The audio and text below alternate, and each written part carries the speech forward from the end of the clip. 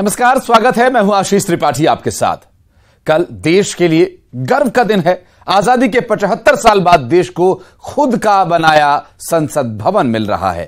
PM Modi इसका उद्घाटन करेंगे, लेकिन क्या आपको पता है कि नए संसद भवन से लेकर पुराने पार्लियामेंट हाउस तक सबका मध्य प्रदेश से कनेक्शन है और इसके निर्माण में एमपी के प्राचीन मंदिरों से प्रेरणा ली गई है।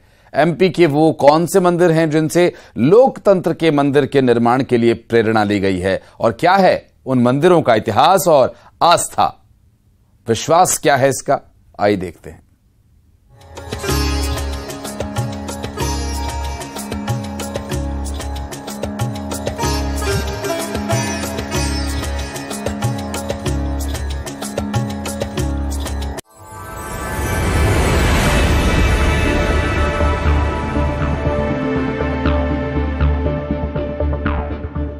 देश की शान, एमपी से ज्ञान, पुराने की प्रेरणा, नए का आइडिया। 64 योगिनी टेम्पल अंग्रेजों को मिला मॉडल। सेंट्रल विस्टा का निर्माण, विजय सूर्य मंदिर का योगदान। दिल से मिला इंस्पिरेशन, संसद का एमपी कनेक्शन।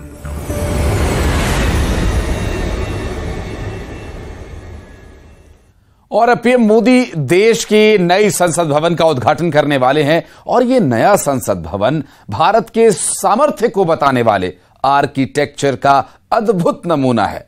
लेकिन क्या आप जानते हैं कि लोकतंत्र के मंदिर के निर्माण से सैकड़ों साल पहले मध्य प्रदेश में आस्था का एक ऐसा केंद्र दिखा जिसे देख आपको नए संसद भवन की याद आ जाएगी।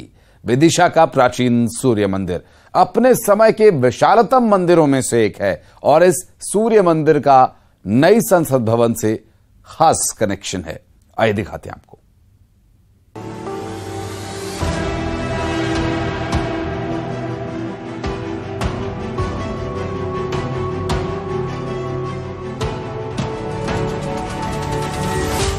जरा गौर से देखिए, यह आर्किटेक्चर, यह आकार जाना पहचाना सा लग रहा है ना। इसे देखकर आपको भी देश की नई संसद की याद आ रही होगी।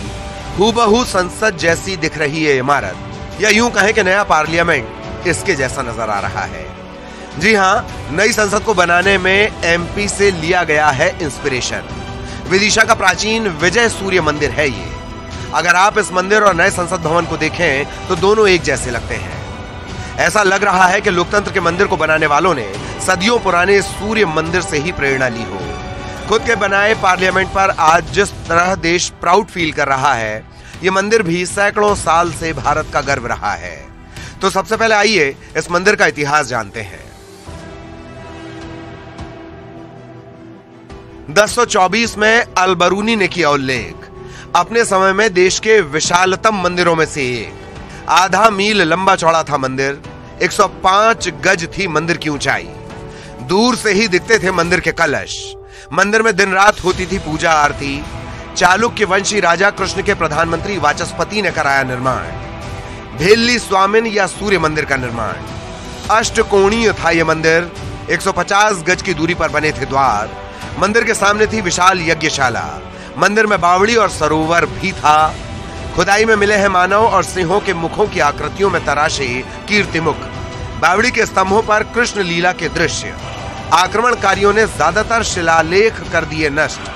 स्तंभ पर मिला संस्कृत अभिलेख बताता है कि ये मंदिर चर्चिका देवी का था। इस देवी का दूसरा नाम बताया जाता है विजया।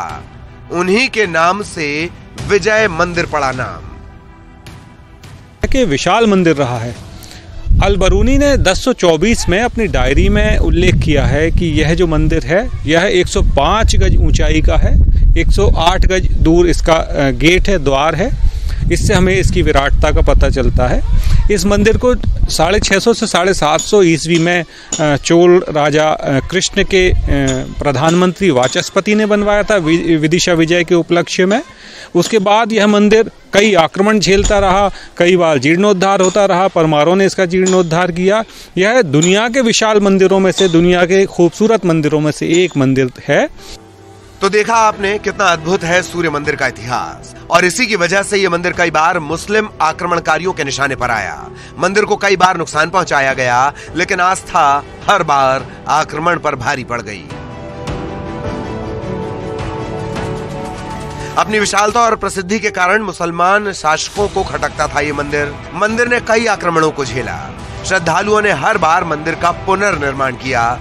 मंदिर पर पहला आक्रमण 1233-34 में इल्तुतमिश ने किया। 1250 में मंदिर का पुनर्निर्माण हुआ। 1290 में मलिक काफूर ने आक्रमण किया। 1459-60 के आसपास महमूद खिलजी ने हमला किया। 1532 में गुजरात के शासक बहादुर शाह ने मंदिर पर आक्रमण किया। 1682 में औरंगजेब ने मंदिर को तोपों से उड़वा दिया। मंदिर के शिखरों को तोड़ डाला गया। मंदिर के अष्टकोणीय भाग को चुनवाकर चतुष्कोणीय बना दिया गया। मंदिर के पार्श्व भाग में तोप के गोलों के निशान।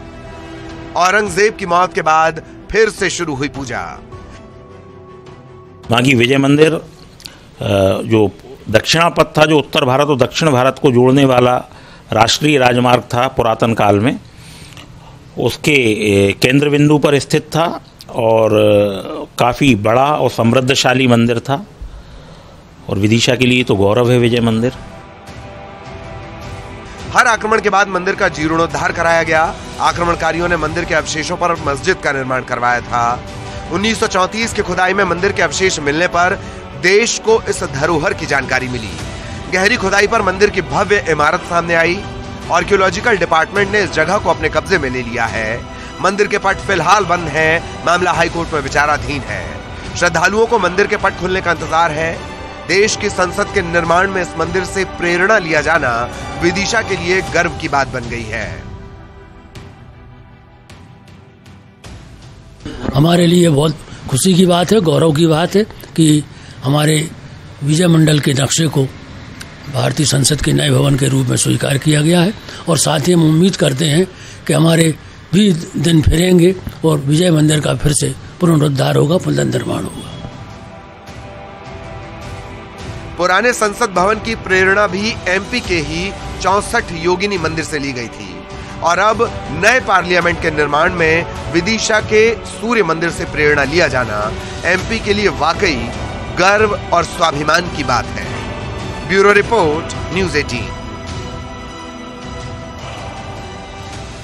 आजादी का अमृत महोत्सव मना रहा है देश, और इस मौके पर नए संसद भवन को भी देश को समर्पित किया जाना है। लेकिन क्या आप जानते हैं कि इससे पहले जिस संसद भवन में सालों तक सत्र आहूत होते रहे, उसका डिजाइन हूबहू मुरैना के 64 योगिनी मंदिर से मिलता है। भले ही यह मंदिर काफी पुराना हो, लेकिन स्थानीय लोग इसे संसद भवन के नाम से जानते हैं।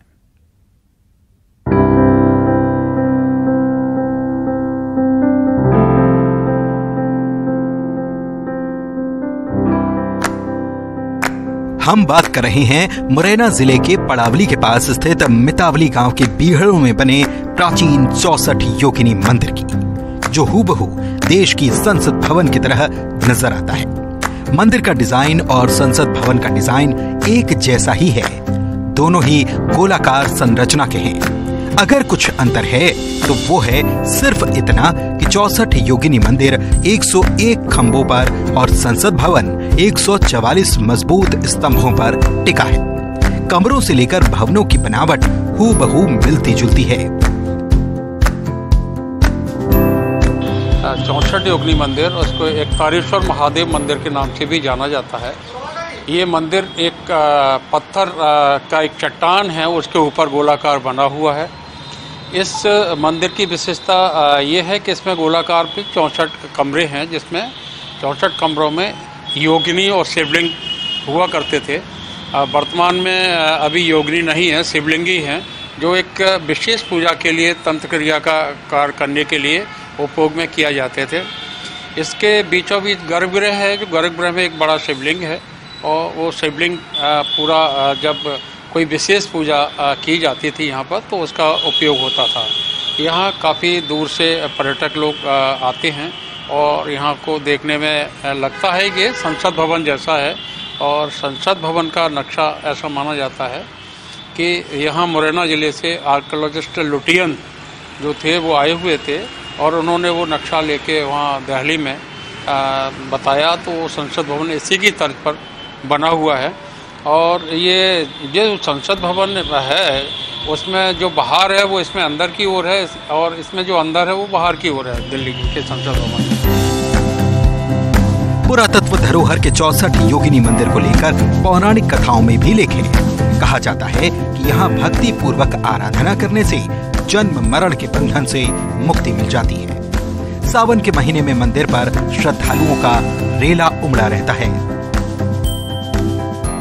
और इसका ये भी बताते हैं कि ये जो इसकी जो स्थापना हुई है सेम इसी का नक्शा दिल्ली सांसद भवन का यहीं से ले जाया गया है। यहाँ पर सिर्फ यहाँ जो शिव जी होते हैं भी अकेले यहाँ पर विराजमान है, तो उसकी वजह से जो तांत्रिक क्रिया है वो यहाँ पर ही होती। एक नक्शा दिल्ली गया था यहाँ से या तो क्या लगता है क्या कौन सा नक्शा था, क्या बनाया गया था इसको देख के? ये लुटियंस जो थे उन्होंने ये डिज़ाइन दिया गया था पार्लियामेंट का, यहीं से वो दिल्ली में जो पार्लियामेंट बना है पुराना वाला, तो वहीं का डिज़ाइन यहाँ से लिया गया था। माना यही जाता है कि मुरैना के 64 योगिनी मंदिर के डिजाइन की कॉपी करके आज से ठीक 94 साल पहले अंग्रेजों ने 84 लाख रुपए की लागत से वर्तमान के संसद भवन को बनाया था।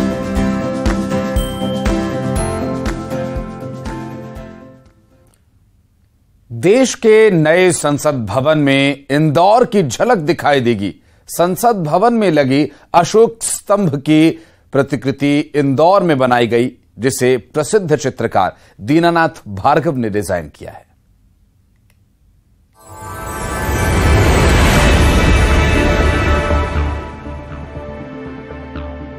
पीएम मोदी नए संसद भवन का लोकार्पण करने जा रहे हैं। संसद में देश भर के अलग अलग हिस्सों में तैयार की गई मूर्तियों और कलाकृतियों को दिखाया जाएगा, जिसमें इंदौर भी शामिल है। इंदौर में बनाई गई अशोक स्तंभ की दुर्लभ प्रतिकृति भी नए संसद भवन में लगाई गई है। इसे अंतर्राष्ट्रीय ख्याति प्राप्त कलाकार दीनानाथ भार्गव ने डिजाइन किया है। दीनानाथ भार्गव ने ही संविधान का पहला पेज भी डिजाइन किया था, जिस पर अशोक स्तंभ बना हुआ है। दीनानाथ भार्गव का निधन 2016 में हो गया, लेकिन अब उनकी डिजाइन की गई कलाकृतियां संसद भवन की शोभा बढ़ाएंगी। इससे उनका परिवार बहुत खुश है। दीनानाथ भार्गव की बहू सापेक्षी सौमित्र भार्गव का ये कहना है कि ये पूरे इंदौर के लिए गर्व की बात है। मैं आपको बता रही हूँ ना, ये इंदौर के लिए मतलब हमारे लिए क्या, इंदौर के लिए बहुत बड़े गौरव की बात है कि हमारे पिताजी के द्वारा बनाया गया ये चिन्ह, जो कि कला हर मतलब आप मानिए उसमें क्षेत्र में जीवन से लेकर मृत्यु काल तक हर पन्ने पे, हर सरकारी आलेखों पे इसका वर्णन रहता है। दीनानाथ भार्गव के बेटे सौमित्र भार्गव का कहना है कि नया संसद भवन बनाकर पीएम मोदी ने ऐतिहासिक काम किया और उस भवन में पिता की बनाई अशोक स्तंभ की प्रतिकृति लगाई गई है। ये गौरव की बात है। इनका कहना है कि उनके पिता ने 20-21 साल की उम्र में इसे बनाया था। वे तब कोलकाता के शांति निकेतन में कला का अध्ययन कर रहे थे। देश के तत्कालीन प्रधानमंत्री जवाहरलाल नेहरू ने ये काम शांति निकेतन को सौंपा था और वहां पिता के गुरु नंदलाल बोस ने उन्हें इसकी जिम्मेदारी दी थी। इस अशोक स्तंभ को बनाने के लिए वे 3 महीने तक कोलकाता के चिड़ियाघर में रहे थे, जिससे वे शेरों के हाव भाव को देख सकें। इतने अध्ययन के बाद ही उन्होंने अशोक स्तंभ की ये प्रतिकृति बनाई थी। और पापा ने तो उसको 20-21 साल की उम्र में बनाया, जब तो उनकी शादी भी नहीं हुई थी।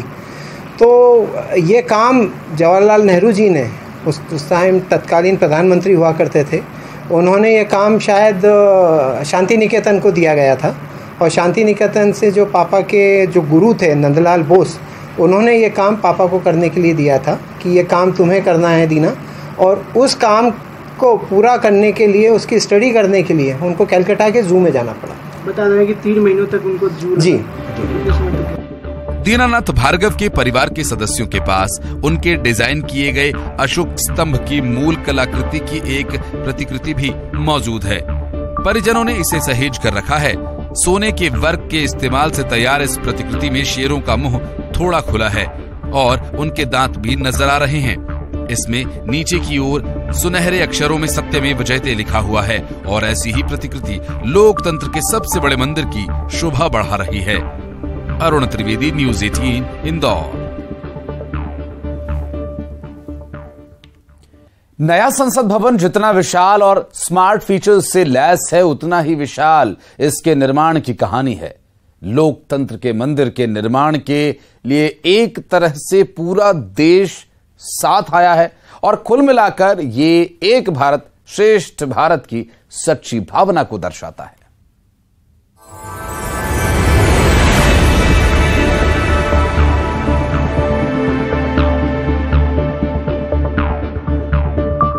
प्रधानमंत्री नरेंद्र मोदी 28 मई रविवार को नए संसद भवन का उद्घाटन करने वाले हैं। पीएम मोदी इसके साथ ही ऐतिहासिक राजदंड सेंगोल को भी स्थापित करेंगे, जिसे लोकसभा अध्यक्ष के आसन के सामने रखा जाएगा।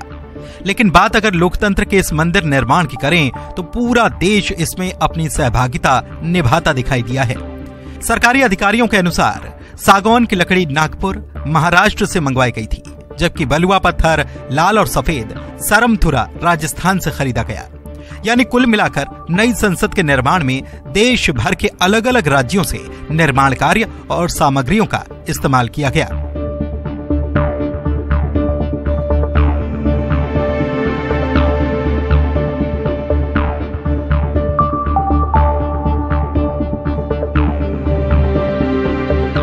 कहां से क्या आया?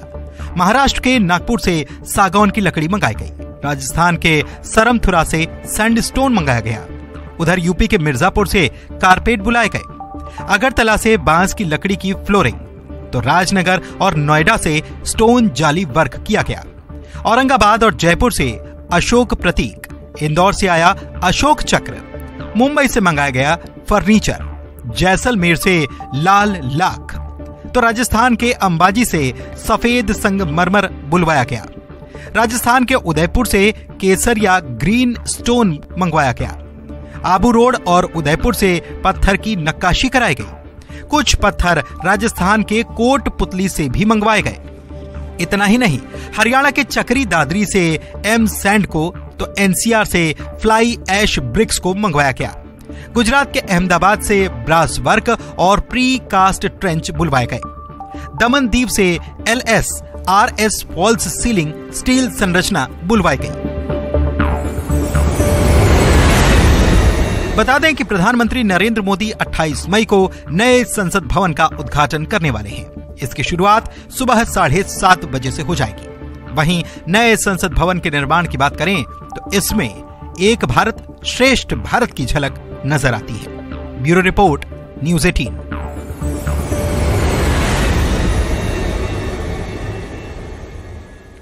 और देश को मिलेगा नया संसद भवन। कुछ ही घंटों का है इंतजार। वक्त एक बहुत छोटे से ब्रेक का है, जल्द लौटते हैं।